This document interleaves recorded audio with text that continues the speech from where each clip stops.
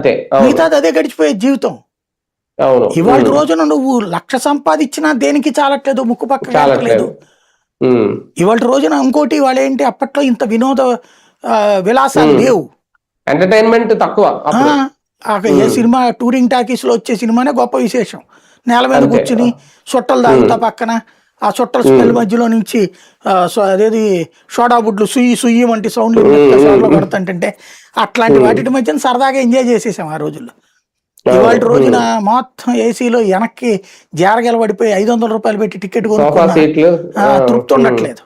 ఆ పెద్ద పెద్ద ఇంత టబ్బులతో మరమరాలు తింటున్నా, దాని పేరు పేలాలు తింటున్నా, తృప్తి ఉండట్లేదు ఇప్పుడు బేసిక్ గా. ఇప్పుడు ఏమంటే ఒకటి మధ్య తరగతి వాళ్ళు ఫ్రేమింగ్ తో ఉంటారు ఫస్ట్ నుంచి కూడా, ఎంతమందిని కనాలి ఏంటనేది, ఎంత పోషించగలం అనేది.